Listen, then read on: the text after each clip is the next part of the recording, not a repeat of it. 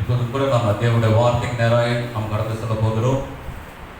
எடுத்துக்கொள்வோம் லூக்கான் புஸ்தகம் 7வது அதிகாரம்.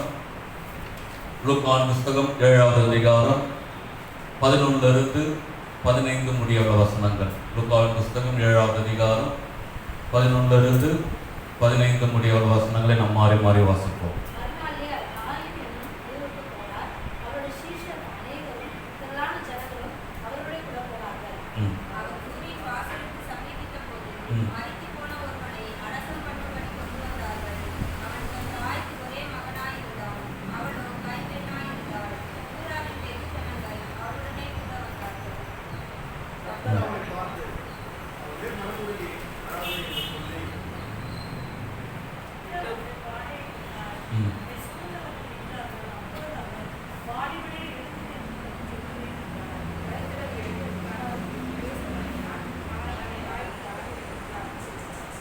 கண்களை முடிச்சு சொன்னோம். பரிசுத்த ஆவியானவரை உம்மை ஸ்தோத்திரிக்கிறோம், உம்மை துதிக்கிறோம். இப்போதும் கூட நீர் எங்களோடு கூட இடைப்படுவீராக.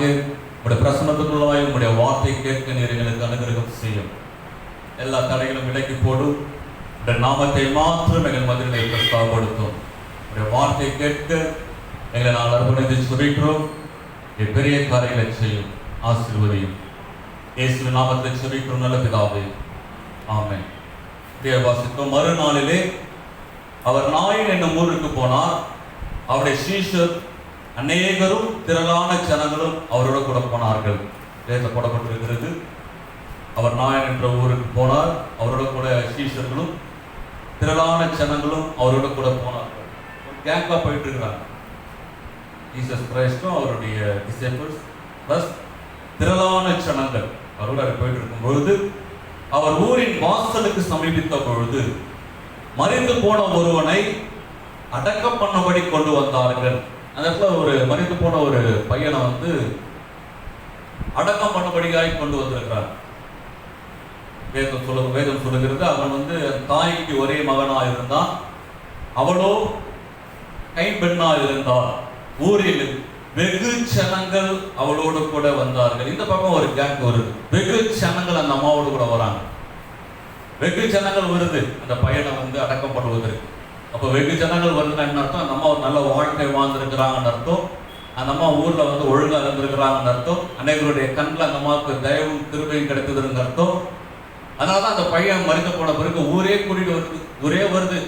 வெகு ஜனங்கள் அடக்கம் பண்ணபடியாக வராங்க அந்த இடத்துல. அவர் இயேசு கிறிஸ்து இந்த பக்கம் வர்றார். நாம் பார்க்கிறோம், வேதத்தை வாசிக்கிறோம், கர்த்தர் அவளை பார்த்தார் என்று சொல்லி. நிறைய ஜனங்க, நிறைய கூட்டம் இருக்குது அந்த இடத்துல. அவருடைய பார்வை பார்த்தீங்கன்னா அந்த அம்மாவை, அந்த ஸ்திரீயை பார்த்து, கர்த்தர் அவளை பார்த்து அவள் மேல் மனதுருகுகிறார். மனதுருகிறார். ஏன்னா அந்த அம்மா அந்த அளவுக்கு அழுகுறாங்க. அந்த அம்மா தன்னுடைய பிள்ளை, ஒரே பிள்ளை மறித்து போயிட்டான். யோசித்து பாருங்க, அந்த சூழ்நிலை வழியாக கடந்து போகும்போது மரணம் என்பது சாதாரண விஷயம் கிடையாது. ஆமாப்பா செத்து போயிட்டான் அப்படின்னு சொல்றதுக்கெல்லாம் இல்லை. ஒரு மரணம் என்பது ஒரு வாழ்க்கையில பெரிய துக்கத்தையும் வேதனையும் கொண்டு வரக்கூடிய ஒரு விஷயம். அது பெற்றெடுத்த பிள்ளை, திருமணமாகாத ஒரு வாலிப பிள்ளை, நல்லா இருந்தான், திடீர்னு மறித்து போயிட்டான். அடக்கம் பண்ற இடத்துக்கு வந்துட்டாங்க. இன்னும் கொஞ்சம் நேரத்துல அவனை அடக்கம் பண்ண போறாங்க. எல்லா ஆயத்தமும் பண்ணப்பட்டு இருக்கிறது. இன்னொரு 5 minutesல அவன் முகத்தை பார்க்க முடியாது. மண்ணை போட்டு மூடப்படும், எல்லாம் பண்ணப்படும். அடக்கம் பண்றதுக்கு வந்துட்டாங்க ரெடியா. ஆனால் அந்த இடத்துல அடக்கம் பண்ற இடத்துல ஆண்டவர் வந்துட்டாரு பாருங்களேன். சரியான நேரத்துல நம்மளோட வாழ்க்கையில ஆண்டவர் வருவார். நம்புறீங்களா? அது நமக்கு தெரியாது. நமக்கு தெரியாது. ஆண்டவர் சுடுகாட்டுக்கு வருவாரா, அங்கேயும் வருவார். யார் இல்லாத இடத்துல வருவாரா, அங்கேயும் ஆண்டவர் வருவார். எல்லா இடத்துலையும் அவர் இருக்கிறார். நம்புறீங்களா? அது அந்த இடத்துல ஆண்டவர் வந்துட்டார் பாருங்க. அந்த இடத்துல அவருடைய அழுகையை பார்த்த ஆண்டவர், அவருடைய முகத்தின் வேதனையை ஆண்டவரால் தான் பார்க்க முடியும். நம்முடைய முகத்தை பார்த்த உடனே சில நேரத்தில் மனுஷன் கண்டுபிடி நம்ம துக்கம் மாதிரி கேட்கலாம். ஆனா இருதயத்தை பார்க்கிறவர் ஆண்டவர் மாத்திரம் தான். எந்த மனுஷனும் யாருடைய இருதயத்தை பார்க்கவே முடியாது எப்படி இருக்குதுன்னு சொல்லிட்டு. ஆனால் தேவன் மாத்திரம் தான் இருதயத்தை பார்க்கிற என் ஆண்டவர். எல்லாரும் முகத்தை பார்த்திருப்பாங்க, அழகத்தை பார்த்திருப்பாங்க. என் தேவன் அந்த அம்மாவோடைய இருதயத்தை பார்த்தார். அதுல இருக்கிற வேதனையை பார்த்தார். அதுல இருக்கிற கஷ்டங்கள், அது வேதனையை பார்த்து ஆண்டவர் தாங்கவே முடியல. ஆண்டவர் மனதுருகினார் என்று வேதத்துல வாசம். மனதுருகி அந்த அம்மா கிட்ட போய் ஆண்டவர் சொன்னாரு, அழாதே, எதுவுமே சொல்ல ஆண்டவர், அழாதம்மா. அந்தம்மா அழாதுன்னு சொன்னவன அழ நிறுத்திட்டு இருக்குமா? வாய்ப்பே கிடையாது. ஏன்னா எல்லாரும் தான் சொல்றாங்க, எல்லாரும் அதே தான் சொல்லிட்டு இருக்காங்க, அழாது அழாத. எல்லாம் அந்த காதுல விழுது அதிகமான வார்த்தை, அந்த அம்மாவுடைய காதுல அதிகமாக கேட்ட வார்த்தை என்னன்னு கேட்டீங்கன்னா அழாத. எல்லாரும் சொல்றாங்க அழாத. இன்னைக்கு அதே தான் சொல்றாரு இயேசு கிறிஸ்து, அதே வார்த்தை தான் சொல்றாரு, அழாதே. ஒரு வேற எதுவுமே சொல்ல, ஒரே வார்த்தை தான் சொன்னார், நிறைய எல்லாம் சொல்லல.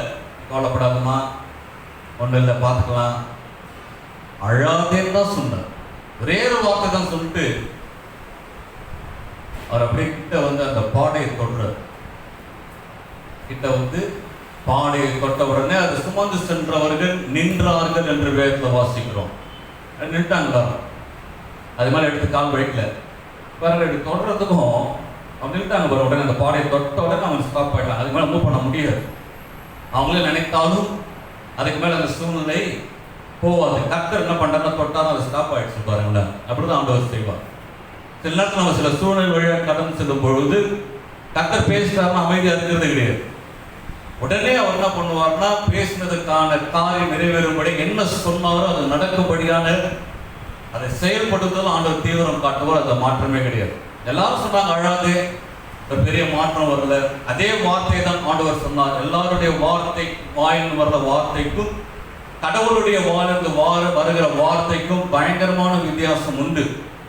அவருடைய வாயிலிருந்து ஒரு வார்த்தை வந்துடுச்சுன்னு சொன்னா அது கட்டாயம் நடந்துதான் ஆகும். ஆமாவா இல்லையா? அவர் வாயிலிருந்து சொல்லிட்டாருன்னு சொன்னா, அவர் வாயில வார்த்தை உலகத்துக்கு வெளியே அப்படி வந்துடுச்சுன்னு சொன்னா அந்த வார்த்தை என்ன சொன்னா அது கட்டாயம் நடந்துதான் ஆகும். அழாதேன்னு சொல்லிட்டாருன்னா இப்ப அடுத்த அம்மா அழ போறது கிடையாது. அதுதான் உண்மை. உடனே ஆண்டவர் என்ன பண்ணாரு? அந்த பாடையை போய் தொட்டாரு. ஆண்டவர் அந்த மனுஷனை பார்த்த பையனை பார்த்து சொன்னாரு, எழுந்திரு வாலிபனே, எழுந்திரு என்று நான் உனக்கு சொல்லுகிறேன் என்று சொன்ன மாத்திரத்துல நடந்த காரியம் என்ன? மறித்தவனே அந்த உட்கார்ந்துட்டான். அதற்கு படுத்துட்டு இருந்த ஒரு ஆள் எழுந்து உட்கார்ந்து வேதம் சொல்லுகிறது அவன் பேச தொடங்கினான். உடனே பேசுறான், என்ன பேசுறான்னு போடல, அவன் பேச தொடங்கினான். ஆண்டவர் பார்த்து சந்தோஷப்பட்டு அந்த ஐயனை வந்து அந்த தாயின் இடத்தில் ஒப்புவித்தார் என்று வேதத்தை வாசிக்கிறோம். அல்லேலூயா, அல்லேலூயா. நான் விசுவாசி இந்த காலை வேளையில ஒருவேளை நீங்க அழுகையின் பள்ளத்தாக்கின் வழியா நீங்க கடந்து செல்வீர்களே, ஆனால் உங்களுடைய அழுகை நிச்சயமாய் ஆண்டவர் மாற்றுவார். ஒருவேளை உங்களுடைய இருதயம் துக்கமா இருக்குது, நிச்சயமாய் ஆண்டவர் உங்களுடைய துக்கத்தை ஆண்டவர் மாற்றுவார். ஒருவேளை நான் வேதனையில் இருக்கிறேன், எனக்கு ஒரு மாதிரி இருக்குது, கர்த்தர் அந்த வேதனை இந்த ஆண்டவர் மாற்றுவார். நம்புறீங்களா? நம்புங்க, நம்புங்க. நீங்க ஆண்டவரை சார்ந்து இருக்கிறீங்க, நீங்க ஆண்டவருடைய பிள்ளைகளா இருக்கிறீங்க, நீங்க நம்பிதான் ஆகணும், நம்பிதான் ஆகணும். இந்த காலை வேளை நான் இதை வைத்து நான் உங்களுக்கு சொல்ல விரும்புகிறேன். அழகு அவசியம் கிடையாது, கர்த்தர் எல்லாவற்றையும் பார்த்துக் கொள்வார். நீ வேதனை படணும்னு அவசியம் கிடையாது, அவர் பார்த்துக் கொள்வார். நீ துக்கத்துக்குள்ள அப்படியே மூழ்கி போகணும் அவசியம் கிடையாது, அவர் பார்த்துக் கொள்வார். அழாதிருங்கள், நீங்க வேதனைக்குள்ள போகாதிருங்கள், அதுக்குள்ள போய் மூழ்கி சிக்கிக் கொள்ளாதபடிக்கு காத்துக் கொள்ளுங்கள் என்று சொல்லி ஆண்டவர் இந்த கால வேளையில நம்மோடு கூட ஆண்டவர் பேசுகிறார். எரேமியா புத்தகம் 31வது அதிகாரம் 16வது வசனத்தை நீங்கள் வாசித்து பார்த்தீர்களே, ஆனால் எரேமியா புத்தகம் 31வது அதிகாரம் 16வது வசனம். நீ அழாதபடிக்கு, நீ சத்தத்தை அடக்கி, நீ கண்ணீர் விடாதபடிக்கு உன் கண்களை காத்துக்கொள் என்று கர்த்தர் சொல்கிறார். உன் கிரியைக்கு பலன் உண்டு என்று கர்த்தர் சொல்கிறார். அவர்கள் சத்துருவின் தேசத்திலிருந்து திரும்பி வருவார். பாருங்க, இந்த வசனத்தை நான் அப்படியே பார்க்க விரும்புகிறேன். நீ அழாதபடிக்கு உன் சத்தத்தை அடக்கி, நீ கண்ணீர் விடாதபடிக்கு உன் கண்களை காத்துக்கொள் என்று கர்த்தர் சொல்லுகிறார். நீ அழாத, உன் சத்தத்தை அடக்கிக்கொள். சத்தம் போட்டு நீ அழுன்னு நினைக்காத. அழாத, உன் கண்ணீரை விடாதபடிக்கு உன் கண்களை காத்துக்கொள் என்று கர்த்தர் சொல்லுகிறார். பயப்படாத, உன் கிரியைக்கு பலன் உண்டு. கட்டாயமாய் நம்முடைய கிரியைகளுக்கு ஆண்டவர் பலன் கொடுக்கிறவர், அதுல மாற்றமே கிடையாது. நிச்சயமாய் ஆண்டவர் பலன் உண்டு என்று கர்த்தர் சொல்லுகிறார். அல்லேலூயா, அல்லேலூயா. ஆயோட அவசியம் கிடையாது, துக்கப்படணும்னு அவசியம் கிடையாது, ஒருவேளை வேதனைக்குள்ளா இருக்கணும்னு அவசியம் கிடையாது. ஆண்டவர் சொன்னார், உங்களோட பாரத்தை எல்லாம் என் மேல வச்சிருங்க, உங்களோட பாரத்துல என் மேல வச்சிருக்க, நீயே சுமந்துட்டு இருக்கிற. இது துக்கம் என்பது ஒரு பாரம், கவலை என்பது ஒரு பாரம், அழுகை என்பது ஒரு பாரம் தான், கண்ணீர் என்பது ஒரு பாரம் தான். இப்படிப்பட்ட பாரத்தை சுமக்கணும் அவசியம் கிடையாது. அந்த சூழ்நிலை என் மேல வச்சிரு. சிலுவையே உனக்காக சுமந்தவன் தான், சிலுவையை உனக்காக நான் சுமந்திருக்கிறேன், உன்னுடைய பாரத்தை நான் சுமக்க மாட்டேன்னா நிச்சயமாய் ஆண்டவர் நம்முடைய பாரத்தை சுமக்க அவர் ஆழக்கமா இருக்கிறார். நம்புறீங்களா? நீ சுமக்காத, நீ ஏன் சுமக்கணும்? நிறைய பேருக்கு தெரியறதில்லை. நம்ம சுமந்துட்டு இருப்போம், ஐயா ஐயா மற்றவங்க சுமந்து இருப்போம். ஆண்டவர் இருக்கிறார் தெரியுங்களா? அவர் மேலே வைத்துடுங்க. அந்த கவலைகள், பாரங்கள், துக்கம் எல்லாம் அவர் மேலே வச்சுக்கலாம்னு சொன்னா அவர் எல்லாவற்றையும் பார்த்துக் கொள்வார். எத்தனை பேர் நம்புறீங்க? அல்லேலூயா. எனக்கு ரொம்ப பிடிச்ச ஒரு காரியம், அவன் செத்து போயிருக்கிறான். அவன் மறித்து போயிட்டான். அவன் செத்து போயிட்டான். அவனை வந்து அடக்கம் பண்ண வந்துட்டாங்க எல்லாரும். நிறைய பேர் பேசுவாங்க அந்த மனுஷன் கிட்ட, செத்து போனவங்க கிட்ட நிறைய பேர் பேசுவாங்க. பார்த்துருக்கிறீங்களா? ஆமா, அவனை பத்திலாம் வச்சு பேசி அவன் இப்படி ஆக்கும் அப்படி ஆக்கும், அவன் காது முன்னாடிலாம் கத்தி, அவன் காது கிட்டலாம் நிறைய பேர் பேசுவாங்க. சில இடத்துக்குலாம் போனால் பார்க்க முடியும். நிறைய புலமெல்லாம் அவங்ககிட்ட சொல்லுவாங்க, இப்படி அப்படின்னு சொல்லிட்டு அவன் மேலெல்லாம் விழுந்து அழுவாங்க. ஆனால் எதுவுமே அவனுக்கு காது கேட்காது. அம்மாவா இல்லையா? ஒரு செத்து போயிடம் கிட்ட நீங்க இன்னதான் ஷவுட் பண்ணாலும், அந்த இன்னதான் மோளங்கீழ அடிச்சாலும், சங்கு ஊதுனாலும் செத்து போனவன் காதுல விழாது. அவன் அப்படியே பட்டு இருப்பார் ஜாலியா. அவருக்கு ஒண்ணுமே தெரியாது பாருங்களேன். என்ன ஒரு வாழ்க்கை பாருங்க, என்ன ஒரு அருமையான ஒரு லைஃப் பாருங்க. அவனுக்கு ஒண்ணுமே தெரியாது. உலகம் 1000 கத்துனாலும் அவனுக்கு ஒண்ணுமே கேட்க மாட்டான். ஜாலியா போட்டுட்டு இருக்கிறான். அவனுக்கு வேக்க மாட்டேங்குது, ஒன்றும் பண்ண மாட்டேங்குது. ஒரு ஜாலியை பார்த்தா சிரிச்ச முகமா பட்டுட்டு இருக்கிறார். சில பேர்லாம் பார்த்தீங்கன்னா, மகிழ்ந்தவர்கள்லாம் பார்த்தீங்கன்னா அழகா இருப்பாங்க. அவன் உயிரோடு இருக்கும்போது அவன் முகம் வந்து துக்கமா இருக்கும், ஒரு மாதிரி இருப்பான். சில பேர்லாம் சொல்லுவாங்க, பாருப்பா செத்து போனவங்க முகம் கலையா இருக்குது அப்படின்னா. அவர் சிரிச்ச மாதிரி பட்டுட்டு இருப்பார். பார்த்துருக்கீங்களா? நிறைய பேர் பார்த்துக்கிறோம். நல்லா அழகா பட்டுட்டு இருப்பார். அவர் முகம் சிரித்த முகமா இருக்கும், கண்ணு மட்டும் மூடி இருக்கும், அசையாம அப்படியே பட்டுட்டு இருப்பார். ஆனா அப்படிப்பட்ட மனுஷன், அப்படிப்பட்ட மரித்த உடல் இடத்துல, ஆனா இந்த ஆண்டவர் பேசும் பொழுது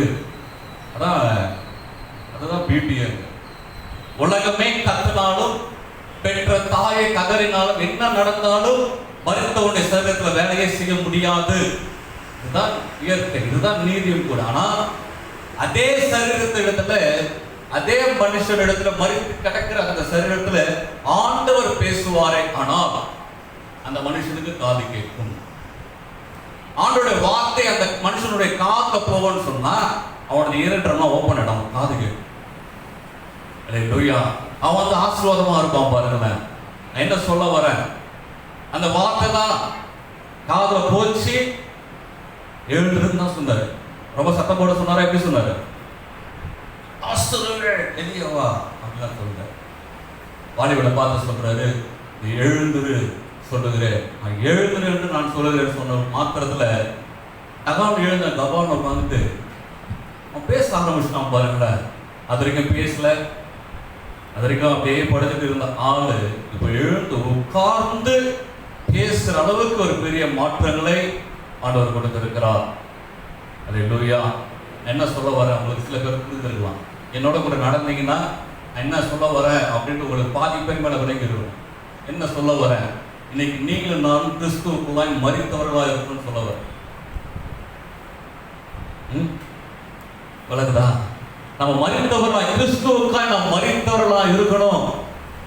நாம் மரித்தவர்களாய் கிறிஸ்துவுக்குள்ளாய் நீங்களும் நானும் மரித்திருப்போமே. ஆனால் உலகம் எந்த ஒரு காரியம் நமக்கு நேராக வந்தாலும் அதை நாம் பெருசாக எடுத்துக்க மாட்டோம், காதுக்குள்ள வாங்கிக்க மாட்டோம். அந்த வார்த்தை வைத்து நம்ம துக்கமோ துயரமோ படவோ மாட்டோம், அதை ஒரு பெரிய பொருட்டாக எண்ணவே மாட்டோம். காரணம், நான் கிறிஸ்துவுக்குள்ளாய் மரித்திருக்கிறேன். அல்லேலூயா. செத்தவங்க கிட்ட மரணமும் தோற்று போகும். நீ நான் கிறிஸ்துவுக்குள்ள மரித்திருப்பேனா எந்த ஒரு சூழ்நிலை மேற்கொள்ளவும் முடியாது. மரணமும் தோற்று போகும், பாதாளமும் தோற்று போகும். யாருன்னா, நான் கிறிஸ்துவுக்குள்ள ஒரு மனுஷன் மரித்தவனா இருப்பானே ஆனால், அவன் பாவத்துக்கு மரித்த ஒரு மனுஷனா இருப்பானே ஆனால், சுயத்துக்கு மரித்த ஒரு மனுஷனா இருப்பானே ஆனால், உலக பிரகாரமான காரியங்களுக்கு ஒரு மனுஷன் செத்தவனா இருப்பானே ஆனால், அவனுக்கு நேராக கர்த்தருடைய வார்த்தை வரும். இன்னைக்கு நான் அப்படியே இருப்பேன், நான் இன்னும் கிறிஸ்துவுக்குள்ள மறிக்காம அப்படியே இருப்பேன் கேட்டா, நம்ம நேர கர்த்தருடைய வார்த்தை வந்தாலும் அது செவிலின் காதுல ஒரு சங்கம் மாதிரி இருக்கும். ஆண்டவர் உயிரோடு கூட இருக்கிற ஜனங்களை பார்த்து சொல்லும் போது சொல்லுவார், காதுள்ளவன் கேட்க கடவுள் என்று சொல்லுவார். ஆனா மரித்தவனிடத்தில் அப்படி சொல்ல அவசியம் கிடையாது. ஒரு மனுஷன் செத்து போயிட்டான்னு சொன்னா முழு அதிகாரமும் ஆண்டவருக்கு.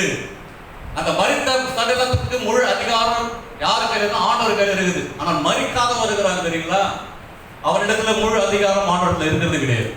அவனுக்குள்ள சில அதிகாரம் வைத்திருக்கிறான், அவனுக்குள்ள சில முரட்டுப்பாடுகள் எல்லாம் இருக்குது, சில ஜென்ம சுபாவங்கள் இருக்குது. அவனிடத்துல ஆண்டவரால் 100% வேலை செய்ய முடியாது. ஆனா செத்து போயிருக்கிறான் தெரியுங்களா, 100% அவன் ஆண்டவருக்குள்ள இருக்கிறான். அவன் ஆண்டவர் என்ன சொன்னாரோ அந்த சரீரம் வந்து கீழ்ப்படியும். ஆண்டவர் பேச ஆரம்பிக்கிறார். அல்லேலூயா. இன்னைக்கு நீங்களும் நானும் கிறிஸ்துவுக்குள்ளாய் எப்படிப்பட்ட ஆளா இருக்கணும்? மரித்து போன ஒரு ஆளா இருக்கணும். செத்து போனால நீங்க கிள்ளனா கூட ஒன்று இருப்பான், பார்த்துருக்கீங்களா? அப்படி யாரும் கிள்ளலாம் மாட்டாங்க. சொல்றேன், ஒண்ணுமே தெரியாது பாருங்களேன், ஒன்றும் தெரியாத உலகம் அந்த மருத்துவர்கிட்ட வேலையை செய்ய முடியாது. வேலை செய்யுமா? முடியவே முடியாது. எது வேலை செய்யணும்? கர்த்தருடைய வார்த்தை மாத்திரம்தான் அவனை வந்து நடத்தும். நீங்க நானும் கிறிஸ்துவுக்குள்ள மரித்தவர்களா இருக்கும் பொழுது பாருங்களேன், இன்னைக்கு நம்முடைய காது இதெல்லாம் திறக்கப்படணும்.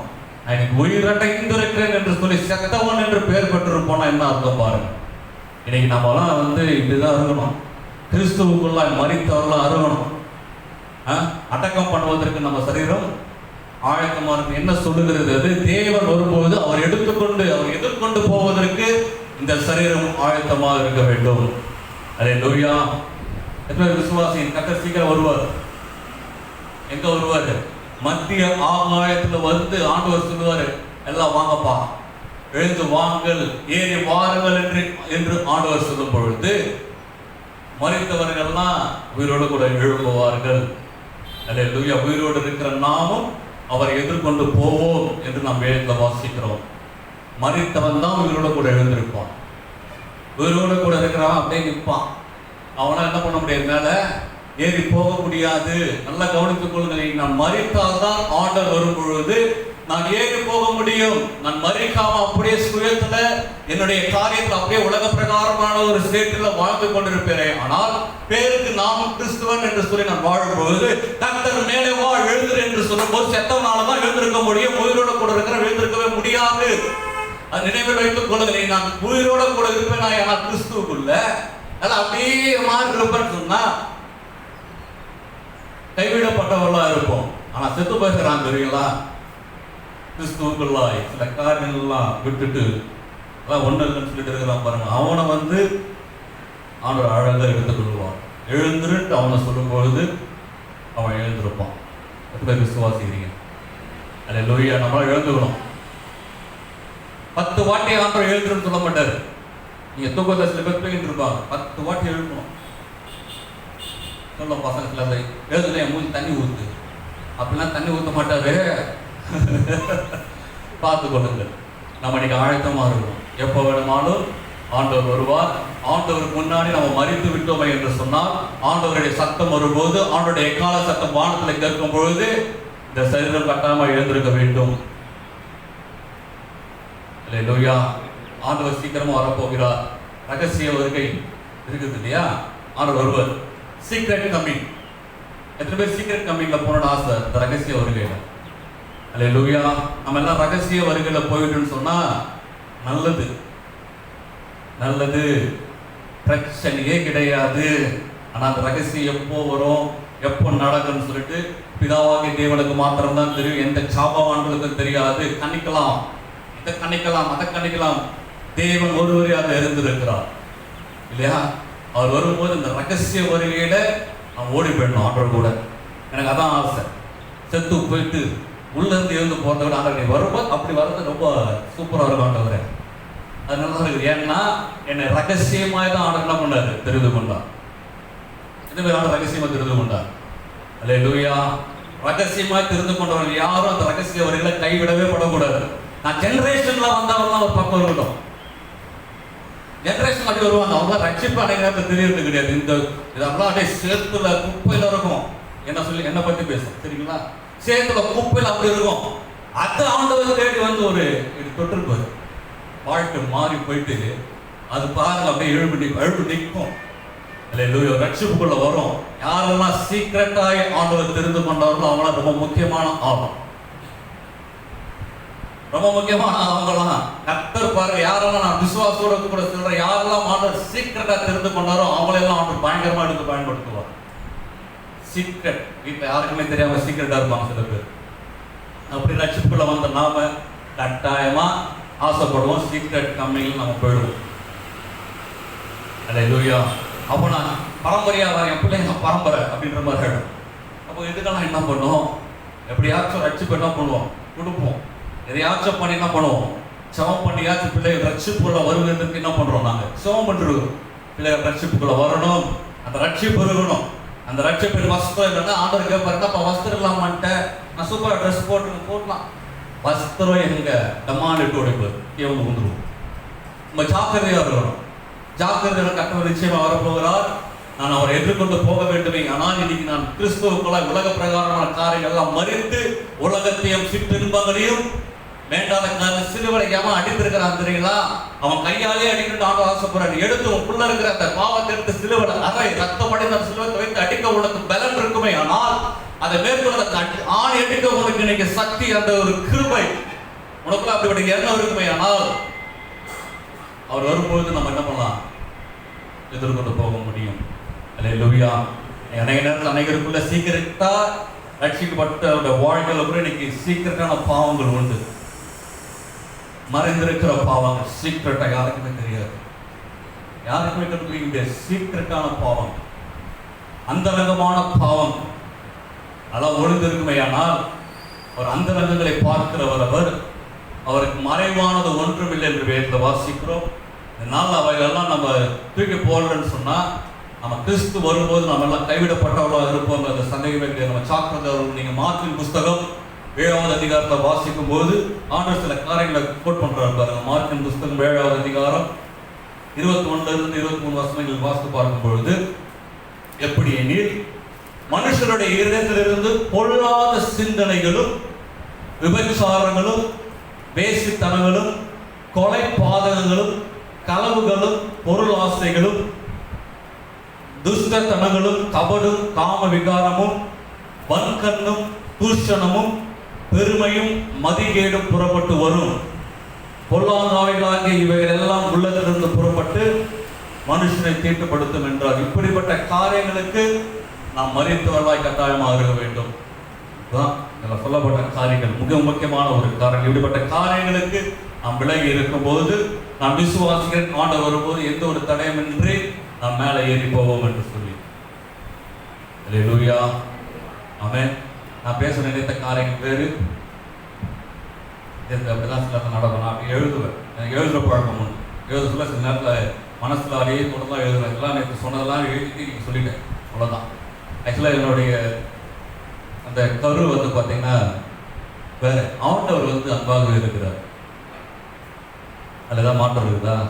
அவர் மாதிரி ஒரு அன்பான தேவன் யாருமே கிடையாது. அந்த அன்பு தான் என்ன பண்ணுச்சுன்னா, அந்த அம்மாவுடைய இருதயத்தை பார்த்து நின்று அவரால் போக முடியல. ஒரு மனத்துருக்கத்துக்குள்ள போயிட்டு இதையாச்சும் இந்த அம்மாவுக்கு நான் பண்ணணும்னு சொல்லிட்டு தானாக முன் வந்து ஒரு அற்புதத்தை ஆண்டவர் செய்து விட்டு கடந்து போனார். இதுதான் ஆண்டவர், இதுதான் ஆண்டவர். நான் என்ன சொல்ல விரும்புகிறேன், அவர் நம்முடைய அழுகையும் நம்முடைய கண்ணீரையும் அவர் காண்கிற தேவன். இதில் மாற்றமே கிடையாது.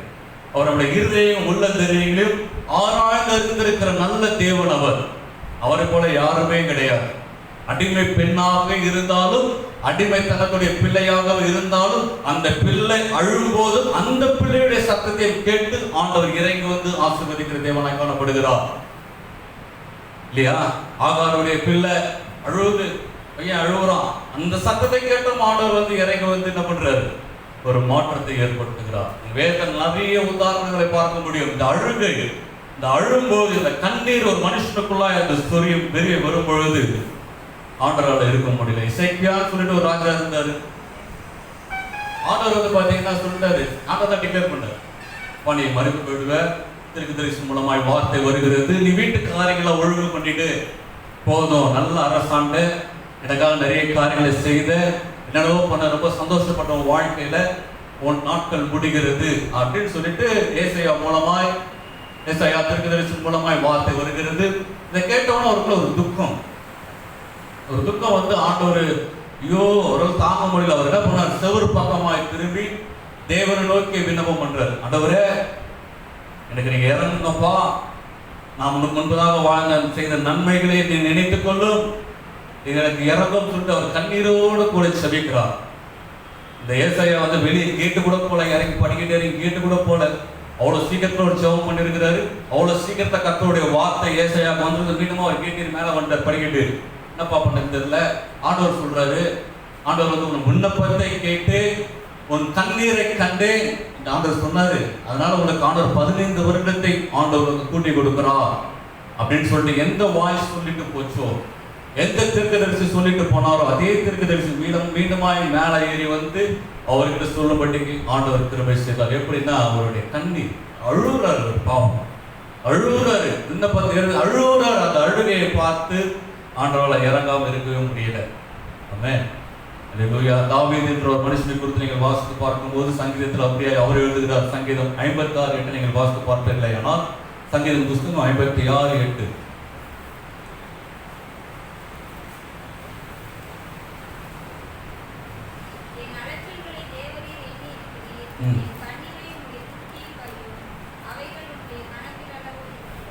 என் அலைச்சல்களை தேவரீர் எண்ணி இருக்கிறீர், என் கண்ணீரை உங்களுடைய துருத்தியில் வையும், அவைகள் உங்களுடைய கணக்கில் அளவோ இருக்கிறது அப்படின்னு சொல்லிட்டு தாவீது சொல்றாரு. ஆண்டவரே என்னுடைய கண்ணீரை எல்லாம் உங்களுடைய துருத்தியில வைத்துக் கொள்ளுங்கப்பா, உங்களுடைய துருத்தியில வைத்துக் கொள்ளும் சொல்றாரு. அவைகள் உங்களுடைய கணக்கில் அளவோ இருக்கிறது. கணக்கில் அப்படின்னா உங்களுடைய கணக்குல இருக்கு ஆண்டவரே, கணக்குல இருக்கு ஆண்டவரே. அவர் சொல்றாரு, நான் எத்தனை முறை அழுதேன், எத்தனை முறை நான் அழுதுருப்பேன் ஆண்டவருடைய சமூகத்துல. அந்த அழுகையெல்லாம் உங்களுடைய கணக்கில் வைத்துக் கொள்ளும். லிஸ்ட் இருக்குல்ல ஆண்டவரே அவர்கிட்ட, இந்த துருத்தியில நீங்க அதெல்லாம் நீங்க சேர்த்து வைத்துக் கொள்ளுங்க. இது தாவீதுடைய ஜெபம். தாவீதுடைய ஜெபம் எப்படியா இருக்குது பாருங்களேன். அல்லேலூயா. சில பேர் இதை கிண்டல் பண்றாங்க, வருத்தம். வேதம் நல்லா படிச்சவங்களே இதை கிண்டல் பண்றதை பார்க்க சில நேரத்தில் வருத்தமா இருக்கு. ஒருத்தர் சொல்றாரு, நல்ல நல்ல பயங்கரமான ஆளா இருக்கிறாரு, நீ எதுக்கு அழுகுற, நீ உனக்கு விசுவாசம் நீ அழவே மாட்ட, நீ அழுகுறதா அதற்காக குட்டியில வச்சு சேர்த்து வச்சு நீ வருஷத்துல பலன் கொடுக்க சொல்றாரா? நீ அழவே கூடாது. எல்லாம் விசுவாசம். ஆண்டவர் வரும்போது விசுவாசம் பார்ப்பாரு, நீ எவ்வளவு அழுதுனா பார்க்க மாட்டாரு. ஆமா, ஜனங்களுக்கு போதிக்கிறார், ஏன்னா எதுக்கு அழுகுற? அப்போ அவர்தான் அழுக மாட்டார் பொழுது, அவருக்குலாம் அந்த இதயமே கிடையாது பொழுது, அவருக்கு அந்த ஆத்ம பாரமே கிடையாது பொழுது, அவருக்கு அந்த சூழ்நிலை வராது பொழுது, விசுவாசத்துல அந்த ஜெயிச்சுவார் பொழுது. விசுவாசம் ஒரு பக்கம் இருந்தாலும், விசுவாசம் ஒரு பக்கம் இருந்தாலும், ஆனா இந்த ஆண்டோட சமூகத்துல இதுவும் ஒரு ஜெபம், இதுவும் ஒரு ஜெபமாக தான் பார்க்கப்படுகிறது. கண்ணீரோடு எவனெல்லாம் விதைக்கிறானோ அவன் கம்பீரமாய் வருவான். நான் கண்ணீரோடு விதைக்கிற ஒவ்வொரு விதையும் நம் பூலோகத்த விதைகள அந்த கண்ணீர் ஒரு விதையாய் தேவ சமூகத்துல விதைக்கப்படுகிறது. அது நிச்சயமா அது விளையும். நான் கண்ணீரோடு விதைக்கிற ஒவ்வொரு ஜெபத்தையும் கம்பீரமாய் தலை நிமிர்ந்து அப்படி நடக்கும்படிக்கு நான் அறுக்கும்படிக்கு ஆண்டவர் கிருபை செய்வார். என் கண்ணீர் தான், அதுதான் விதை. பரலோகத்தில் அதுதான் விதைக்கப்பட முடியும். நான் நம்புறேன், அப்படிதான் நான் அப்படிதான் நம்ப சொல்றேன். கண்ணீரோட விதைக்கிறவன் நிச்சயமா அவன் கம்பீரத்தோட அவன் நிச்சயமா அறுப்பான்பது சந்தேகமே கிடையாது. இந்த கண்ணீர் ஒரு பெரிய ஜெபமாய் பார்க்கப்படுகிறது. கண்ணீர் அண்ணால் போய் கண்ணீர் விட்டு ஜெபம் பண்றாங்க, வாயில வார்த்தை வர மாட்டேங்குது, முகத்துல கண்ணீர் வருது. கர்த்தர் அந்த ஜெபத்தை ஆண்டவர் கேட்டார். யோபு ஜெபம் பண்றாரு, பாக்கிறவர் ஜெபம் பண்ணாத மாதிரி அவர் எத்தனை முறை ஜெபம் பண்ணிருக்கிறாரு. அந்த ஒரு இந்த 3 பேரும் பரியாசம் பண்றாரு, ஆண்டவர் நோக்கி கண்ணீரோடு தன்னுடைய கண்ணீரை ஆண்டவர் முன்பாக காமிக்கிறார். அது ஒரு ஜெபம். ஜெபம் பண்றாங்க, எல்லாருமே ஜெபம் பண்றாங்க. பெரிய பெரிய சாமவான்கள் கண்ணீரோடு கூட ஆண்டவர் சமூகத்துல நின்று ஜெபம் பண்ணிருக்காங்க. கர்த்தரோட வாழ்க்கையெல்லாம் ஆண்டவர் மாத்திருக்கிறார். நம்புறீங்களா? அல்லேலூயா. ஒரு மனுஷன் தன்னுடைய பாவத்துக்காக அழுகுறான். ஐயோ நான் பாவம் செய்துட்டேனே, இந்த பாவம் இப்படி பண்ணிட்டேனே, ஆண்டவருக்கு விரோதமாய் பாவம் செஞ்சுட்டேனே, ஆண்டவர் சமூகத்தில் அழுது மன்னிப்பு கேட்கும் பொழுது பரலோகத்துல வந்து ஒரு சந்தோஷம் உண்டா? பரலோகத்தை மிகுந்த ஒரு சந்தோஷம் போட்டா, என் பிள்ளை இன்னைக்கு மனம் திரும்பி என் சமூகத்தை அழுது ரொம்ப சாய் எங்க அங்க. ஆனா அதே ஒரு மனுஷன் தேவனாலே தெரிந்து கொள்ளப்பட்டு ரத்தத்தினால் கழுவப்பட்ட ஒரு மனுஷன் ஏதோ ஒரு சூழ்நிலை வழியா ஏதோ ஒரு இக்கட்ட மாட்டிக்கொண்டு அவன் தேவனை நோக்கி கதறுவானே, ஆனால் அவன் சத்தமிட்டு கண்ணீரோடு கூட ஆண்டவர் சமூகத்தை அவன் அழும் பொழுது, நான் சொல்றேன், நான் விசுவாசன், அப்படியே நான் நம்புறேன், பரலோகம் அமைதியாய் மாறும். பரலோகம் அப்படியே சைலண்டா மாறிடும். ஆண்டவர் சொல்வார், நிறுத்தலையா அவங்களுடைய இது கேருபின் செராபின், நான் ஸ்டாப் பண்றேன், துதிக்காத கொஞ்சம் கவனம், சத்தம் நிறுத்தப்படும், நான் நம்புறேன். அந்த ஓசையெல்லாம் ஸ்டாப் பண்ணிடுவார் ஆண்டவர். காரணம், இங்க ஒரு பையன் அழுவுற கேப்பில்லாத கதறி கொண்டிருக்கும் போது ஆண்டவர் அந்த சத்தத்தையும் துதியையும் ஆண்டவர் கேட்க நிச்சயமாய் மாட்டான்னு நான் நம்பிக்கையோடு நான் சொல்றேன். ஏன்னா அவங்க பிள்ளையா இருக்கிற நான் இன்னைக்கு நான் கதறுவேன், இரண்டு கரங்களும் நீட்டி ஆண்ட சமூகத்தை வாயும் கண்ணீரும் கதறும் பொழுது அவர் சிங்காசனத்தில் எழுந்திருவார். அவர் எழுந்து நிற்பார், என் பிள்ளைக்காக நான் இறங்கட்டும் என்று சொல்லி. அதை மாற்றமே கிடையாது. இது ஒரு அழுகை. நம்புறீங்களா இல்லையா? கட்டாயமா நடக்கும். ஆண்டவர் நீங்க அழுகும் போது ஆண்டவர் அப்படியே சிங்காசனம் உட்கார்ந்து பாட்டு கேட்டுக்கிட்டு துதி மதியில் அப்படியே இருக்க போறது கிடையாது. ஆண்டவருக்கு அதை விரும்பவும் மாட்டான்னு சொல்லி நான் என்னுடைய ஈரத்தை நான் நம்புகிறவரான ஒரு காரியம் இது. இவர் மனுஷன் அழும்போது ஆண்டவர் சும்மா இருக்க மாட்டார். அவருடைய அழுகை நிச்சயமாய் தன்னை நோக்கி அழுத அந்த முகத்துக்கு நிச்சயமாய் பதில் செய்வார், நிச்சயமாய் நியாயம் செய்வார், நிச்சயமாய் நீதி செய்கிற ஆண்டவர் அப்படியே அமர்ந்திருக்க மாட்டார். அவர் எழுந்தருளி தான் யார் என்பதை காண்பிப்பார். அவர் நீங்க நம்பணும் இதை, நீங்க நம்பி விசுவாசிக்கணும் இதை. அல்லேலூயா. அதுக்காக நாம போய் வீட்டுக்கு அழுவுங்க எல்லாரும் அப்படி நான் சொல்றது கிடையாது. அப்படி நான் சொல்றது கிடையாது. நீங்களும் ஆண்டவரும் சில நேரத்தில் போய் ஆண்டு சமூகத்தை உட்கார்ந்து சில காரியங்களுக்காய் ஆவியானவர் உங்களை அழ வைப்பார். மாம்சத்தில் அழுவது வேறு, ஆவியின் மூலமா அழுவது வேறு. நீங்க மாம்சத்தை அழுவது வேற மாதிரி அழுவீங்க, நீங்க ஆவியில் அழுவது வேற மாதிரி அழுவீங்க. அப்ப இப்படிலாம் சொல்ற இப்படிலாம் இருக்குது. ஆமா, சில நேரத்தில் ஆவியில கலக்கும் போது வேற மாதிரி ஒரு கலக்கத்துக்குள்ளாய் ஆண்டவருக்கு நடத்தி சொல்வார். நீ மாம்சத்தை அழுவது வேற மாதிரி அழுவ, இடத்துக்கு வித்தியாசம் இருக்குது. அந்த அழுகையை பார்த்தாரு சொன்னா கர்த்தர் நிச்சயமா இறங்குவார். நம்புறீங்களா? அல்லேலூயா. ஆமென். ஒண்ணு நீ அழாத, ஒன்னு நீ அழுதாலும் தப்பு கிடையாது. ஒன்னு நீ அழுதே ஆகணும் பாவத்துக்கு, ஐயா அவருடைய இறக்கத்துக்கு.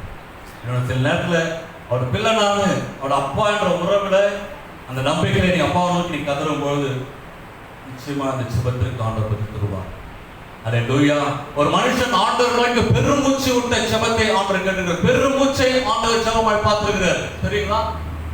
அதுக்கு இறங்கி வந்து ஒரு விடுதலை கொடுத்திருக்கிறார். ஒரு மனுஷன் தன்னுடைய மார்புகளை அழித்துக் கொண்டு ஆண்டவரை பார்த்திருக்கிறார். அந்த ஜெபத்திற்கு ஆண்டவர் பதில் கொடுத்திருக்கிறார்.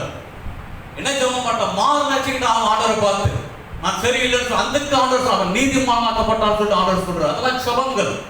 கண்ணீரோட ஒரு மனுஷன் பார்க்கிற ஆண்டவர், அந்த ஜெபத்திற்கு ஆண்டவர் பதில் கொடுக்கிறார். எல்லாம் ஜெபங்கள் தான். அல்லேலூயா. ஜீசஸ் கிரைஸ்ட் கடைசி நேரத்தில் கெத்செமனே தோட்டத்தில் ஆண்டவர் கதறினார். ஆண்டவர் கிட்டத்தட்ட 6 மணி நேரம் அவர் சிலுவையில் தொங்கினார். 6 hours. கடைசி 3 மணி நேரம் 6 மணிலிருந்து 9 மணி வேலை வரைக்கும் என்ன ஆச்சுன்னா அந்தகாரம் உண்டாயிட்டு, இருள், பூமியிலே இருள். நான் விசுவாசின அந்த 3 மணி நேரம் பரலோகத்திலேயும் என்னது சத்தம் இருக்காது, எல்லாம் அமைதியா இருப்பான். ஏன்னா அங்க அவருடைய பிள்ளை கதறுறார், என் தேவனே என் ஏன் என்னை கைவிட்டு என்று சொல்லி அவர் கதறி கொண்டிருக்கும் போது பரலோக சந்தோஷமா இருக்காது. இன்னைக்கு நீங்க நானும் அவருடைய பிள்ளை தான். இயேசு கிறிஸ்து ஒரு மாதிரியும் உங்களையும் என்னையும் வேற மாதிரி பார்க்கிறவர் கிடையாது. அவரிடத்துல வேற்றுமை நிலையிலே கிடையாது, அவரிடத்துல மாறுபாடே கிடையாது. இதேதான் இன்னைக்கு நீங்களும் நானும் ஆண்டு சம்பந்தம் உண்மையாய் அப்பா நோக்கி கதறும் போது இதேதான் உண்டாகும். அதான் நான் சொல்றேன். கட்டாயமாய் ஆண்டவர் அப்படிதான் பண்ணுவார். அல்லேலூயா. ஆமென். அவர் அந்த இரக்கங்களின் தகப்பனா இருக்கிறார். நம்ம அதிகமா நேசிக்கிற நல்ல தேவனாய் அவர் இருக்கிறார். நம்ம அழுகை ஒரு நாளும் வீணா போவாது. நீங்க அழுகோடு கூட ஜெபம் பண்றீங்களா?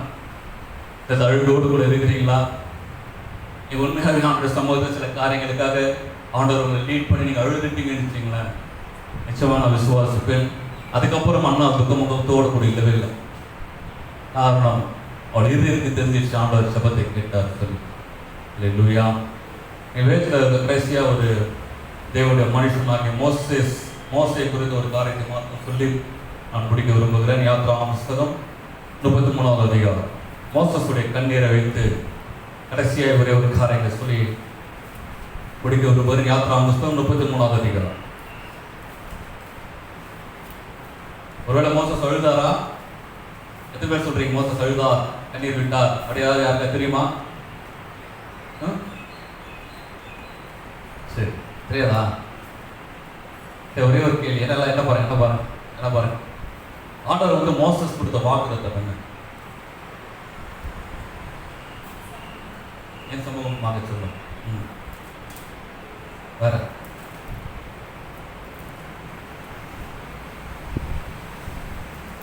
அதான் நான் சொல்ல போறேன். யாத்ரா புஸ்தகம் 33வது அதிகாரம் 1, 2, 3 வசனம் நாம் வாசிப்போம். கர்த்தர் மோசேயை நோக்கி, நீயும் எகிப்து தேசத்திலிருந்து நீ அழைத்து கொண்டு வந்த ஜனங்களும் இவ்விடத்தை விட்டு புறப்பட்டு போங்கள். உன் சந்ததிக்கு கொடுப்பேன் என்று நான் ஆபிரகாமுக்கும் ஈசாக்கும் யாக்கோப்பும் ஆணையிட்டு கொடுத்த பாலும் தேனும் ஓடுகிற தேசத்துக்கு போங்கள். ஆண்டவர் பேசுகிறார் மோசேயை பார்த்து, நான் ஒரு தூதனை உங்களுக்கு முன்பாக அனுப்பி கானானியரையும் எமோரியரையும் ஏத்தியரையும் பெரிசியரையும் ஏவியரையும் எபூசியனையும் துரத்தி விடுவேன். ஆனாலும் வழியிலே நான் உங்கள் நிர்மூலம் பண்ணாதபடிக்கு நான் உங்கள் நடுவே செல்ல மாட்டேன். நீங்கள் வணங்கா கழுத்துள்ள ஜனங்கள் என்றார் அப்படின்னு வேறு வாசி. இது முன்னாடி நடந்த சம்பவம் நமக்கு தெரியும். 32வது அதிகாரத்தில் அந்த ஜனங்கள் வந்து நல்ல ஒரு கண்ணுக்குட்டி பண்ணிட்டாங்க. கண்ணுக்குட்டி பண்ணதுனால அவர் கோபப்பட்டாரு. நடந்த காரியங்கள் நமக்கு தெரியும். இது முடிந்ததுக்கு அப்புறம் ஆண்டவர் வந்து மோசஸ் கிட்ட ஆண்டவர் பேசும்போது சொல்றாரு, அப்பா உங்களுக்கு நான் என்ன சொன்னா அது நிச்சயமா செய்ய போறேன். உங்களுக்கு கானான் தேசம் கொடுக்கணும் வெளியே கொண்டு வந்துட்டேன். நிச்சயமா உங்களுக்கு கானான் தேசம் உண்டு, கவலைப்படாத, நீ கொண்டு போ. வழியில உங்களுக்கு வந்து தூதரை நான் கட்டிடுறேன். அவன் அந்த இருக்கிற அந்த 7 ஜாதி என்ன பண்றான், துரத்துருவான். நீங்க போய் அதை சுதந்திரத்துக் கொள்வீங்க. ஆனா நான் உங்க கூட வர மாட்டேன். இதுதான் அங்க ஆண்டவர் கிடைச்சு, நான் உங்க கூட வர மாட்டேன். உன்னை வழி நடத்துவதற்கு மேக ஸ்தம்பத்தையும் கொடுப்பேன், அக்னி ஸ்தம்பத்தையும் நான் கொடுக்குறேன், அது உன்னை நடத்தும். உனக்கு எதிராக வருகிற அந்த எதிராளிகள்லாம் முறியடிக்கிறதுக்கு என் தூதனையும் உனக்கு முன்பாக அனுப்புவேன், கவலைப்படாத. ஆனால் நான் உன் கூட வரமாட்டேன். எப்படி இருக்கு பாருங்களேன். சில நேரத்தில் நம்ம நல்லா யோசிக்கணும். நமக்கு மேப்லாம் கூட சில நேரத்தில் அவங்களுக்கு கொடுத்துருவார், எங்கே போனேன் என்ன செய்யணும்னு சொல்லிட்டு. சில நேரத்தில் நம்மளும் செவம் பண்ணுவோம், ஆண்டவரே அன்னைக்கு இசைவேத்தின் அந்த வழி நடத்துறது போல என்னையும் மேக ஸ்தம்பத்தினாலும் அக்னி ஸ்தம்பத்தினாலும் வழி நடத்துங்க ஆண்டவரே. ஆண்டவர் சொன்னார், இப்படி தான் மோசத்தை வழி நடத்துறதுக்கு ஆள் இருக்குது, நான் அனுப்புகிறேன். ஆண்டவரே உங்களுடைய தூதனை எனக்கு முன்பாக அனுப்புங்க, அதையும் ஆண்டவர் செய்கிற சொல்கிறார். ஆனால் நான் உங்க கூட வரமாட்டேன். கலங்கி போயிட்டார் மோசஸ் கலங்கி போயிட்டார். நல்லா யோசித்து பாருங்க. இன்னைக்கு நம்ம கிறிஸ்துவர்களாக இருக்கிறோம். நம்மளை வழி நடத்துவதற்கு ஆண்டவர் அழைத்தமாக இருக்கிறார். எப்படியாச்சும் காரணம், உன்னை அழைத்துட்டேன், உன்னை தெரிந்து கொண்டுட்டேன், ஏதோ ஒரு நோக்கத்தில் உன்னை எடுத்துருக்கிறேன், உன்னை சொன்னது நான் வாழ்க்கையில் செய்யறதுக்கு நான் ரெடி செய்யறேன். போ, உனக்கு தூதனை முன்னாடி அனுப்புகிறேன். ஆனால் நான் வாழ்க்கையில் உன் நடுவில் இருக்க மாட்டேன். எப்படி இருக்கும் பாருங்களேன். சில நேரத்தில் நம்ம நினச்சிக்கிறோம், வழி நடத்தினா போதும் நினச்சிக்கிறோம், தூதனை முன்னாடி வச்சு சண்டை போடுங்க ஆண்டவரே நினைக்கிறோம். ஆனால் ஒரு காரியத்தை நம்ம விளங்கி கொண்டு எல்லாம் இப்படி காரியங்கள் நடந்தால் கர்த்தர் நம்மோடு கூட இருக்கிறான்னு அர்த்தம் கிடையாது. காரியங்கள் இப்படி நடக்கும் பொழுதும் கர்த்தர் நம்மோடு கூட இருக்கிறான்னு சொல்லுவதற்கு இல்லை. வேதத்தை நீங்கள் பார்த்தீங்கன்னா ஆண்டவர் சொல்றாரு, நான் உங்கள் நடுவே செல்ல மாட்டேன். இந்த நேரத்து ஜனங்கள்லாம் துக்கம், ஆண்டவர் இப்படி சொல்லிட்டாரு.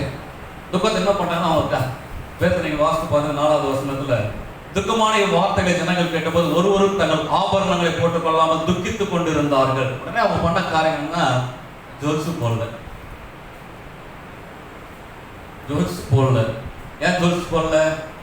அந்த ஜோல்ஸ்னால தான் அவங்க கண்டுபிடி பண்ணுறாங்க, இது மாதிரி இப்படிப்பட்ட ஒரு காரியத்தை நம்ம செய்யக்கூடாது, நம்ம ஜோல்ஸ் போட்டோம்னா மறுபடியும் ஏதாச்சும் பண்ணிடுவோம், எல்லாத்தையும் கேட்டு வச்சிடலாம் அப்படின்லாம் சொல்லிட்டு பிளான் பண்ணுறாங்க. ஆண்டவர் அதை எதிர்பார்க்கிறாரு. நீ மாறணும், வணங்கா கழுத்து உள்ள உன் கழுத்து வணங்கணும்னு சொல்லிட்டு தான் ஆண்டவர் பண்ற. கலங்க இச்சனமே, நீ கலங்கத்தை ஏற்படுத்துற குணாதிச ஸ்டபனா நிக்கிற காரியங்கள், இப்படி காரியங்களுக்கு நீ விலகி இருக்கணும் தான் ஆண்டவர் பிரயாசப்படுறாரு. அந்த ஜனங்க பண்ண காரியம் என்ன? இனிமேல் நகையை போடக்கூடாது. ஆண்டவர் சொல்லியிருந்தார், அதான் நகையில கொஞ்சம் வாங்கி வைப்பான் பிள்ளையா இருக்குது. ஆனால் நடந்த காரியங்கள் அப்படியே நீங்கள் தொடர்ந்து வாசித்து பார்த்தீங்கன்னா, நீங்கள் 12, 13வது வருஷத்தில் நீங்கள் வாசித்து பார்க்கும் பொழுது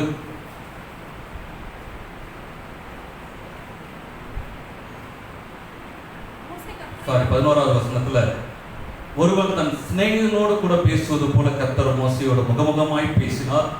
பின்பு அவன் பாளையத்துக்கு திரும்பினான். நூனின் குமாரனாகிய யோசுவா என்னும் அவனுடைய பணிவிடைக்காரனாகிய வாலிபன் ஆசாரிப்பு கூடாரத்தை விட்டு பிரியாதிருந்தான். ஆண்டவர் சொல்லிட்டார், நான் உங்களோட வரமாட்டேன், உங்க கூட நான் வரமாதிரி இல்லை, ஐடியா இல்லைன்னு சொன்ன உடனே அந்த ஜனங்கள்லாம் தங்கள் கூடாரங்கள் வெளியே நின்றுட்டு இருக்கிறாங்க. மோசஸ் வந்து அந்த டேபர்நேக்கல் அந்த ஆசாரிப்பு கூடாரத்துல போறாரு அவனிடத்து பேசுறதுக்காக. எல்லா ஜனங்களும் அப்படியே பார்க்குறாங்க. மோசஸ் போயிட்டு வெளியே வர வரைக்கும் அப்படியே பார்த்துட்டு இருக்காங்க. அவர் போறாரு. போன இடத்துல ஆண்டவர் எப்படி பேசினார்னா, அழகா போட்டுருக்குது, ஒருவர் தன் சிநேகிதனோடு கூட பேசுவது போல கர்த்தர் மோசையோட முகமுகமாய் பேசினார். அழகா பேசுறார். ஒரு ஃப்ரெண்டு கூட நீங்க எப்படி பேசுவீங்க, நல்ல ஒரு க்ளோஸ் ஃப்ரெண்டு கூட நீங்க எப்படியா பேசுவீங்க, அப்படி தட்டி கிட்டி ஒரு ஜாலியாய் எப்படி பேசுவோமோ அந்த மாதிரி என்ன பண்ணிருக்காரு, மோசஸ் கிட்ட ஆண்டவர் பேசுறாரு. ஜாலியா பேசுறாரு, ஒரு ஸ்நேகிதன்கிட்ட பேசுற மாதிரி பேசுறாரு. என்ன காரியங்கள் பேசினார், நிறைய காரியங்களை பேசியிருக்கிறாரு. ஆனால் அந்த வார்த்தை எதுவுமே மோசஸ்குள்ள போகவே மாட்டேங்குது. அவருக்குள்ள அந்த காரியங்கள் மாறவே இல்லை. ஆண்டவர் எவ்வளவு சமாதானப்படுத்துறாரு, சமாதானப்படுத்தி பார்க்கிறாரு.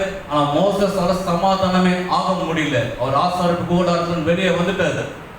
ஆண்டவர் பேசி முடிச்சு போயிட்டாரு. வெளியே வந்த மோசஸால சமாதானமே இருக்கவே முடியல.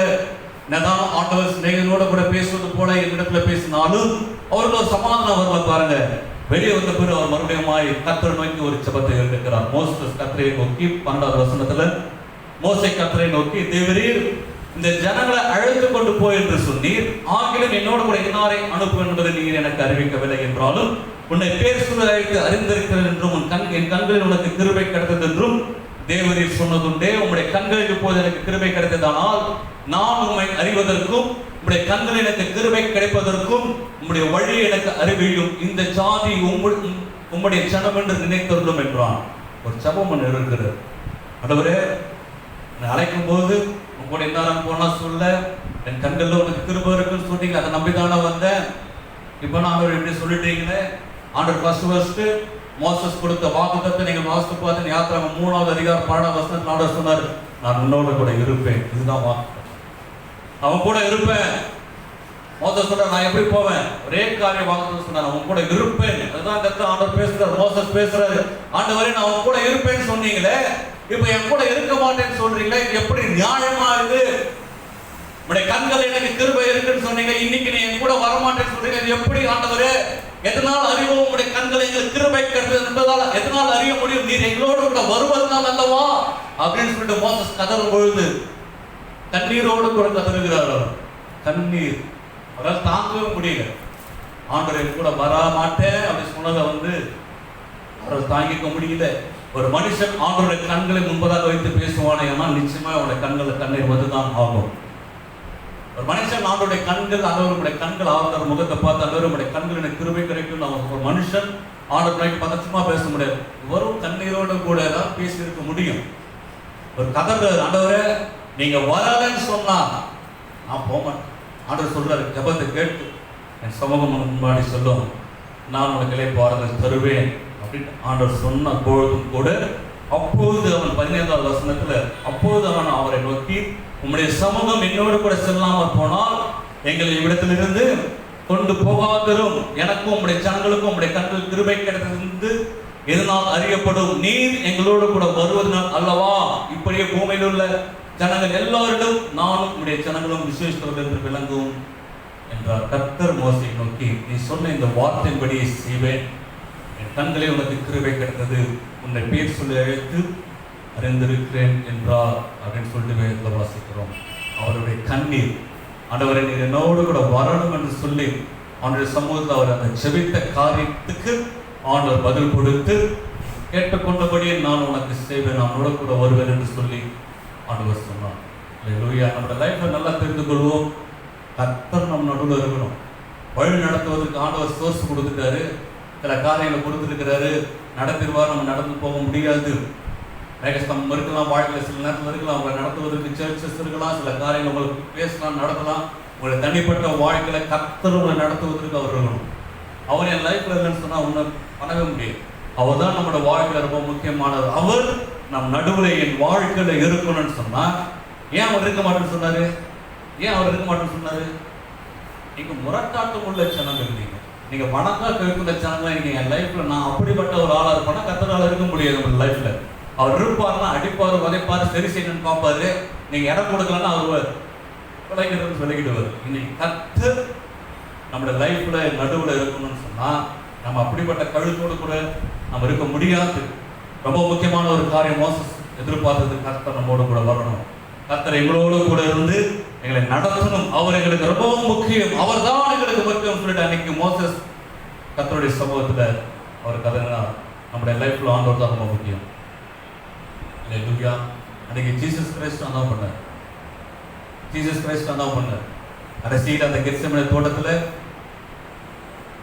அவர் இருக்கும்போது ஜெபம் பண்றாரு. 3 முறை ஒரே காரியத்துக்காக ஜெபம் பண்ணிருக்கிறாரு. என்ன ஜெபம் பண்ணாரு? இந்த பாத்திரம் என்னை விட்டு நீங்க கூடமானால் நீங்கட்டும், ஆயினும் என்னுடைய சித்தத்தின்படி அல்ல உம்முடைய சித்தத்தின்படி ஆக கடவுள் என்று சொல்லி அவர் ஜெபம் பண்ணார். வேதத்துல வாசிக்கிறோம், அவருடைய வேர்வை வந்து ரத்தமாய் வெளியே கொற்ற அளவுக்கு ஆண்டவர் கண்ணீரோடு கூட இந்த ஜெபத்தை ஆண்டவர் ஏற்றெடுத்திருப்பார். நம்புறீங்களா? ஏன்னா அவர் ரொம்ப வேணும், கர்த்தர் பிதா என்னோட கூட இருக்கணும். கடைசி நேரத்தில் நான் மறிக்கும் பொழுது இந்த பாவத்தை நான் ஏற்றுக்கொள்ளும் பொழுது இந்த பாடின் வழியாக கடந்து போகும்போது பிதா என்னை விட்டு விலக வேண்டியது ஒருமை என்பதை உணர்ந்தவராய் ஒரு நாளும் என் பிதா என்னை விட்டு விலகக்கூடாது என்ற ஒரே ஒரு எண்ணத்தோடு அந்த இறுதிய துடிப்போடு கூட அன்னைக்கு கெத்செமனே தோட்டத்தில் ஜீசஸ் கதறினார். நம்ம வாழ்க்கையில் ரொம்ப முக்கியமான ஒரு காரியம், கர்த்தர் நம் நடுவில் இருந்து அவர் நடத்தணும். கர்த்தர் நம்முடைய நடுவில் இருந்தால் நம்முடைய வாழ்க்கையில் தீங்கை காணாது இருக்க முடியும். அவர் நம் நடுவில் இருந்தாலும் ஒரு பயனும் நமக்கு விரோதமாக எழுப்ப முடியாது. கர்த்தர் நின்று ராஜரீகம் பண்ணுவார், கர்த்தர் நின்று காரியத்தை வாழ்க்கை பண்ணுவார், கர்த்தர் நின்று யுத்தம் பண்ணுவார், கர்த்தர் நமக்காக பரிந்து பேசுவார். என் வாழ்க்கையில கர்த்தர் ரொம்ப முக்கியமான ஒரு அவர் தான் என் லைஃப்ல ரொம்ப முக்கியம். கர்த்தர் நம்முடைய லைஃப்ல இருக்கணும், தேவன் நம்முடைய லைஃப்ல அதிகமாக இருக்கணும். அப்படி இருந்து செயல்படும் போது பாருங்களேன், உண்மையாக நம்மளோட வாழ்க்கை ஆஸ்வாதமா இருக்கணும். அல்லேலூயா. ஒருவேளை நீங்க என் லைஃப்ல ஆண்டவர் இல்லை மாதிரி ஒரு ஃபீல் இருக்குது, அப்படி மோசஸ் பண்ணதான் பண்ணி ஆகும், போய் ஆண்டு சம்பவத்தை கதறணும். இது வந்து எல்லாருக்கான ஒரு வாக்குத்தத்தம் தான். மோசஸ்க்கான ஒரு வாக்குத்தத்தம் மாத்திரம் கிடையாது, நான் உன்னோட கூட இருப்பேன் என்பது. ஜீசஸ் கிரைஸ்ட் சொன்னார் மத்தேயு கடைசி அதிகாரத்துல கடைசி வசனத்துல, உலகத்தின் முடிவு பரிந்தும் சகல நாட்களிலும் நான் உங்களோடு கூட என்ன சொன்னாரு இருக்கிறேன் என்று ஆண்டவர் சொல்லி நம்மோடு கூட ஆண்டவர் இருக்கிறார். நம்ம எல்லாம் நம்மளை அழைத்திருப்பார்னு சொன்னா நிச்சயமா கர்த்தர் நம்மோடு கூட இருக்கிறார். நம்ம எல்லாம் ஆண்டவர் தெரிந்து கொண்டிருப்பாரானால் எல்லாருக்குமே இந்த வாக்குத்தத்தம் உண்டு, கர்த்தர் நம்மோடு கூட இருக்கிறார். கிதியோன் அழைக்கும் போது இதுதான் வாக்குத்தத்தம், அவருக்கும் நான் உன்னோட கூட இருப்பேன். கர்த்தர் நம்ம எல்லாரும் அழைத்திருப்பாரு, தெரிந்தெடுத்திருப்பாரோ நமக்கு இதே வாக்குத்தத்தம் தான், கர்த்தர் நம்மோடு கூட இருக்கிறார். அல்லேலூயா. அவர் நம்மளோட லைஃப்ல இருக்கணும், அதை மாத்திரம் நம்ம உறுதி செய்து கொள்ளணும். ஆமா, இன்னைக்கு 2 காரியங்கள் நம்ம பார்த்தோம். கர்த்தர் நம்முடைய அழுகையை காண்கிறவர். அவருடைய சமூகத்தை நாம் அழும்போது உண்மையான அழுகையை ஆண்டவர் வந்து ஒரு நாளும் புறமை தள்ளுவது கிடையாது. அந்த அழுகைக்கான பதிலை, அந்த பலனை நிச்சயமாய் ஆண்டவர் தருவார் என்பது சந்தேகம் கிடையாது. 2வது ஒரு காரியம், இன்னைக்கு நான் கிறிஸ்துவுக்குள்ளாய் செத்தவனா இருக்கணும், உலக பிரகாரமான காரியங்களுக்கு நான் மறித்தவனா இருக்கும்போது தான் ஆண்டவர் வரும்பொழுது நாம் மறுரூபமாக்கப்பட்டு ஆண்டவர் எதிர்கொண்டு செல்ல முடியும். அதை நாம் உணர்ந்து கொள்வோம். இன்னைக்கு சில காரியங்கள் இன்னும் நாம் மறிக்காமல் அப்படியே இருப்பனே, ஆனால் ஒரு தீர்மானத்தோட கடந்து செல்லணும். ஆண்டவர் இப்படி இந்த காரியத்தை நம்ம மறிக்காமல் இருக்கிற முடியல, மேற்கொள்ள முடியல, இன்னும் அதே பாவத்தை ஜீவித்துக் கொண்டிருக்கிற மறைமுகமான அந்தரகமான மறைமுகமான பாவங்கள், சீக்கிரட்டான சில பாவங்கள் இருக்குமே, ஆனால் அதை இன்னைக்கு இங்க தூக்கி போட்டு இந்த ஆலயங்களை தூக்கி போட்டுட்டு கடந்து செல்லும் பொழுது ஒரு பெரிய மாற்றத்தோடு நம்ம கடந்து செல்வோம். நம்ம எல்லாம் எழுந்து கூட கண்களை மூடி நாம் சாப்பிடணும். எல்லா கண்களை மூடி கூட பரிசுத்த ஆவியானவரை உம்மை ஸ்தோத்திரிக்கிறோம், துதிக்கிறோம். உமக்கு நன்றி செலுத்துகிறோம் ஆண்டவர். இந்த காலையில கூட எங்களோடு கூட பேசணும் நல்ல வார்த்தைகளுக்காக உம்மை ஸ்தோத்திரிக்கிறேன், உம்மை துதிக்கிறேன். உமக்கு நன்றி ஆண்டவரே. உங்களுடைய பிள்ளைகளோடு கூட நீர் பேசியிருக்கிறேன், நன்றி செலுத்துகிறோம். யாரெல்லாம் உங்களுடைய வார்த்தை ரிசீவ் பண்ணாங்களோ, யாரெல்லாம் உங்களுடைய வார்த்தையை கேட்டார்களோ, யாருடைய செவிகளுக்குள்ள உங்களுடைய வார்த்தை போனதோ, உங்களுடைய வார்த்தை நிச்சயமாய் கிரியை செய்யும் என்பதை நான் உணர்ந்தவனாய் செபிக்க விரும்புகிறேன். உங்களுடைய வார்த்தை கிரியை செய்யட்டும். யாருடைய இருதயம் உங்களுடைய வார்த்தை ஏற்றுக்கொண்டதோ அவர்கள் இருதயத்திலெல்லாம் ஒரு பெரிய மாற்றத்தை உண்டு பண்ணும். என் தேவன் உங்களுடைய பிள்ளைகள் நீர் ஆசீர்வாதத்தை நடத்தும். நீர் கூட இரு, நீர் சொன்னீர் நம்மளோட கூட இருப்பேன் என்று சொன்னவர், மோசையோடு கூட இருந்தது போலவே நம்மளோட கூட இருக்கிறேன் என்று சொன்னவர், நம்முடைய ஜனங்களோடு கூட நீர் இருந்து நீர் வழி நடத்தும். எங்களுக்கு உங்களுடைய சமூகம் தான் வேணும். நீதான் எங்களை வாழ்க்கைக்கு வேண்டும், நீர் எங்கள் நடுவில் நீர் இருக்கணும், நீர் எங்களோட நடத்தணும். அது இல்லைன்னு சொன்னா நீங்க தீர்மானம் எடுக்கணும். எல்லா வருஷம் நீர் என்னோட கூட வராத பட்சத்தில் இங்கிருந்து என் ஒரு அடியை கூட நான் எடுத்து வைக்க மாட்டேன்னு சொல்லிட்டு நம்ம லைஃப்ல எல்லா பார்ட்டையும் நம்ம உறுதியாக நம்ம இருப்போமே. ஆனால் ஒரு காரியம் நம்ம லைஃப்ல தீர்மானம் பண்ணிப்போம், எந்த ஒரு விஷயத்துல கர்த்தர் வராம நான் போக போறது கிடையாது, நீர் மாத்திரம் என்னோட கூட வரவில்லை என்று சொன்னால் இந்த இடத்துல நகர மாட்டேன் என்ற ஒரு தீர்மானத்துக்குள்ள ஒரு கிறிஸ்தவர்களா நீங்க நான் இருப்போமே. ஆனால் கர்த்தர் நிச்சயமாக அதை அங்கீகரிப்பார். மோசஸ் சொல்றார், நான் நகர மாட்டேன், நான் ஜெபத்தை கேட்டேன், நான் உன்னோட கூட வரேன் வா. இந்த ஒரு இருதயம் நமக்குள்ள இருக்கணும். கர்த்தர் தான் எனக்கு முக்கியம், கர்த்தர் என்ன நடத்தணும், கர்த்தர் எனக்கு முன்பாக போகணும், கர்த்தர் என் வாழ்க்கையில இருக்கணும். அவர் மாத்திரம் என் கூட என் லைஃப்ல இல்லைன்னு சொன்னா ஒரு அடி கூட நான் எடுத்து வைக்க மாட்டாண்டவர். அப்படிப்பட்ட ஒரு தீர்மானத்தோடு நம்ம கடந்து சொல்லுவோம். இன்னைக்கு ஒரு அடி கூட வைக்க மாட்டாது. எந்த விஷயமா இருக்கட்டும், அது எந்த டிசிஷன் எடுக்கிறதா இருக்கட்டும், எந்த ஒரு காரியமா இருந்தாலும், அப்பா நீங்க வருவீங்கன்னா நான் போவேன், நீங்க என்ன வழி நடத்தீங்கன்னா நான் போவேன், நீங்க என் கூட இருப்பேன்னு சொன்னீங்கன்னா நான் செயல்படுன்னு சொல்ற ஒரு தீர்மானம் மோசஸ்குள்ள இருந்த அந்த வைராக்கியம், அந்த வைராக்கியம் நமக்குள்ள இருக்குமே. ஆனா மோசஸ் அதுக்கப்புறம் ஆண்டவர் பார்த்து கேட்டாரு, ஆண்டவரே இவ்வளவு கிருபையை என் மேல வச்சிருக்கிறீங்க, அப்ப எனக்கு உங்களோட மகிமையை காண்பீங்க. இதுதான் அடுத்த லெவலுக்கு நம்ம போக முடியும். இந்த ஒரு வைராக்கியமா இருந்தா ஆண்டவர் மகிமையை நம்ம வாழ்க்கையில பார்க்கவே முடியும்.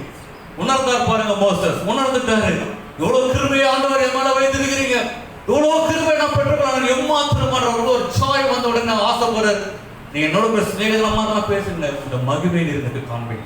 எதையும் ஆண்டவர் கட்டத்தில் பண்ணலையே, சரி வா வா காண்பிக்கிறேன்னு சொல்லிட்டு கூட்டு போனார். இன்னைக்கு நீங்கள் நானும் ஆவிக்குரிய ஜீவியத்துல வளரணும், மேன்மை வரணும் அப்படின்னு சொன்னா, மேல வரணும்னு சொன்னா, இந்த வைராக்கியம் நமக்குள்ள இருக்கும்போது உன்னை இருதயமே ஆசைப்படும், உன்னை இருதயமே மூவ் பண்ணும். ஆண்டவருடைய அடுத்த நிலைமை பார்க்கணும், ஆண்டவர் மகிமையை நான் பார்க்கணும், ஆசைப்படுறதை கர்த்தர் நிறைவேற்றுவார். ஆவிக்குரிய ஜீவியத்தில் நீங்கள் நான் ஒரு மோசஸ் போல எழுந்திருக்கணும், தேவன் முன்பாக நிற்கிற ஒரு அனுபவம் வேண்டும். இன்னைக்கு நான் ஆண்டோடைய சிநேகிதனா இருக்கணும் அல்லவா, நான் வேண்டி இருக்கிறேன். இன்னைக்கு ஆண்டவர் சொல்லுவாரா, என் ஃப்ரெண்டு வந்து பிரதர் இவர் தான், சிஸ்டர் விமலா என் ஃப்ரெண்டுன்னு சொல்ற அளவுக்கு சொல்ல முடியுமா? யோசித்து பாருங்களேன், என் ஃப்ரெண்டு இவன், அபிரகாம் என் ஃப்ரெண்டு, மோசஸ் என் ஃப்ரெண்டு, ஆண்டவர் பேசுவார்ல. இன்னைக்கு உங்களை பார்த்துல நம்மளை பார்த்து என்னுடைய ஃப்ரெண்டு அப்படின்னு சொல்ற அளவுக்கு நம்ம வாழ்க்கை மாறட்டும், நம்ம வாழ்க்கையின் தரங்கள் மாறட்டும், நம்ம ஆவிக்குரிய ஜீவியத்தின் நிலைமை மாறட்டும், கிறிஸ்துவின் இதயத்தை உணர்ந்து வாழ்கிற ஒரு வாழ்க்கைக்குள்ளாய் நம்முடைய வாழ்க்கை போகட்டும். இன்னைக்கு ஸ்தோத்திரங்கள் ஆண்டவரே, துதிக்கிறோம். அந்த ஒவ்வொரு நீங்க பிளஸ் பண்ணுங்க, நிறைவான ஆசீர்வாதம் ஒவ்வொரு குடும்பத்தை தங்கியிருக்கட்டும், தேவையான சுகம் பலன் ஆரோக்கியம் உண்டாக இருப்பதால் பெரிய காரியங்களை செய்யும். இயேசுவின் நாமத்தை செபிக்கிறோம் நல்ல பிதாவே. நாம் சேர்ந்து சொல்லுவேன், ஆத்துமாவே கர்த்தரை ஸ்தோத்திரி, என் ஆத்துமாவே கர்த்தரை ஸ்தோத்திரி, அவர் செய்த சகல உபகாரங்கள் மறவாதே. ஆமென். நம்முடைய கர்த்தராகிய இயேசு கிறிஸ்துவின் கிருபையும் பிதாவாகிய தேவனுடைய அன்பும் பரிசுத்த ஆவியோட அன்பின்மைக்கும் இன்றைக்கும் என்றைக்கும் சதா காலங்களுக்கும் நாம் அனைவரோடு இருந்து வழி நடத்துவதாக. ஆமென். ஆமென். கர்த்தர் நம்மை ஆசீர்வதிப்பாராக.